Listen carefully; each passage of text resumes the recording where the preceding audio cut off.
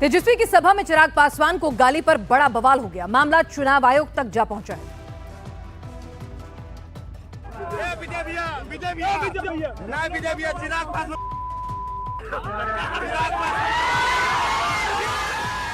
कल बिहार की 4 सीटों पर वोटिंग होगी, लेकिन उससे पहले ये वीडियो हर मोबाइल पर घूम रहा है। ये वीडियो जमुई में तेजस्वी की पब्लिक रैली का है।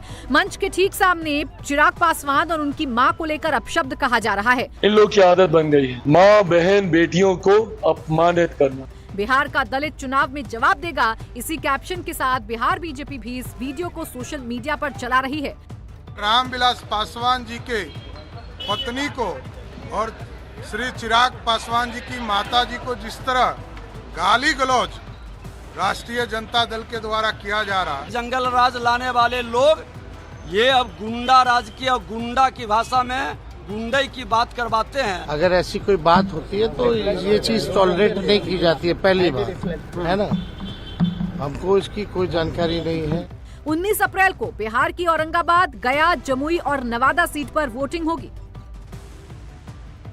जेल में केजरीवाल के शुगर लेवल पर जंग छिड़ी हुई है। आपका दावा है कि केजरीवाल को इंसुलिन नहीं मिल रहा है। ईडी कह रही है केजरीवाल खुद मीठा जहर खा रहे हैं। तिहाड़ में केजरीवाल का डाइट प्लान चार्ट सामने आ गया है। जेल में केजरीवाल रोज आलू पूरी, मिठाई और आम खा रहे हैं। केजरीवाल को टाइप 2 डायबिटीज है, इसके बावजूद वो मीठा खा रहे हैं। केजरीवाल ऐसा क्यों कर रहे हैं, इस पर ईडी ने कोर्ट में बड़ा दावा किया। ईडी के मुताबिक मेडिकल आधार पर बेल के लिए केजरीवाल अपना शुगर लेवल बढ़ा रहे हैं। कोर्ट ने केजरीवाल को घर का खाना खाने की इजाजत दी है। जेल के डीजी ने केजरीवाल का डाइट चार्ट ईडी को भेजा है। उनके खाने में आलू पूरी, केला, आम और हद से ज्यादा मीठी चीजें हैं। इस खुलासे पर बीजेपी तंज कस रही है। शराब घोटाले के बाद अब शुगर घोटाला। मीठी चीजें खा रहे हैं, आम खा रहे हैं, तली चीजें खा रहे हैं। वो ऐसा इसलिए कर रहे थे ताकि उनकी शुगर लेवल बढ़ जाए और इस तरह से करके मैनिपुलेट करके वो जेल से बाहर आए। कोर्ट ने तिहाड़ से रिपोर्ट मांगी है। केजरीवाल का पूरा डाइट प्लान अब जज साहब भी देखेंगे। कल इस मामले की सुनवाई फिर होगी। केजरीवाल के वकीलों ने शुगर का हवाला दिया था। डॉक्टर से रेगुलर कंसल्टेशन की मांग की थी। इसी एप्लीकेशन के विरोध में ईडी ने अदालत में केजरीवाल का डाइट प्लान बताया। महाराष्ट्र की 48 सीटों में सबसे दिलचस्प फाइट ननंद भाभी की है।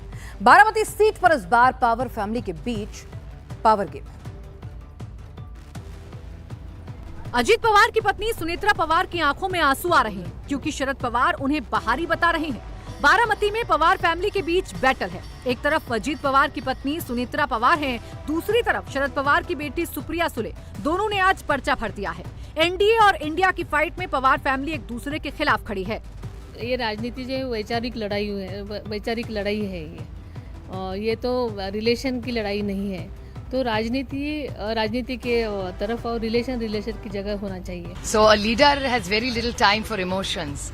इमोशंस में फंस जाएगा तो काम कैसे करेगा। मैं नहीं देखती है, विचारों की लड़ाई है।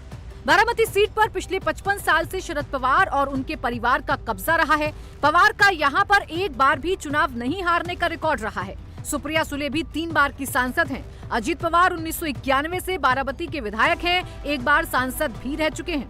सुनेत्रा पवार सामाजिक वर्कर के तौर पर एक्टिव रही हैं, लेकिन चुनाव का कोई अनुभव नहीं है। महिला रेसलर्स के यौन शोषण केस में बृजभूषण शरण सिंह ने नई अर्जी डाल दी है। कैसरगंज सीट से बीजेपी ने उनकी पर्ची अभी तक खोली नहीं है। वही जो राम रच रहा था। कैसरगंज के टिकट के लिए बीजेपी सांसद बृजभूषण शरण सिंह राम भरोसे हैं। इनका टिकट फाइनल होगा या नहीं, अभी भी सस्पेंस है। महिला रेसलर्स के यौन शोषण केस में बृजभूषण शरण सिंह के खिलाफ दिल्ली के राउज एवेन्यू कोर्ट ने आज सुनवाई की।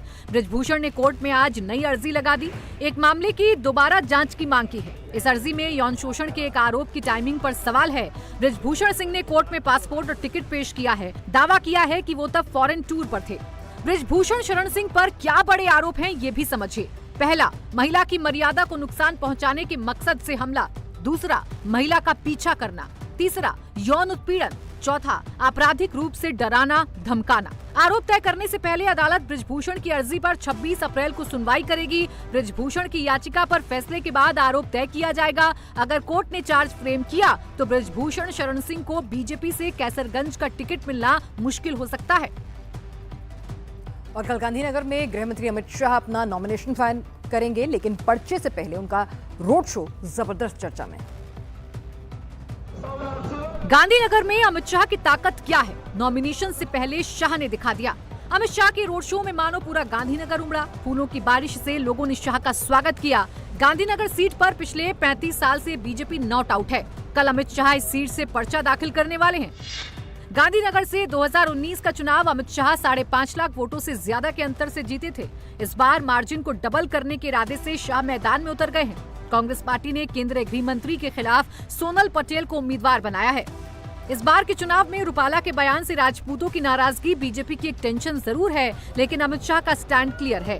रूपाला जी ने बहुत स्पष्टता से असंदिग्ध रूप से माफी मांग ली है और मैं मानता हूं उनको माफ करेगी। अमित शाह ने अपनी चुनावी राजनीति की शुरुआत गांधीनगर से की थी। 2019 में पहली बार गांधीनगर से सांसद का चुनाव लड़ा था। गुजरात की 26 सीटों के लिए 7 मई को वोट डाले जाएंगे। इसके लिए नामांकन की अंतिम तारीख 19 अप्रैल है।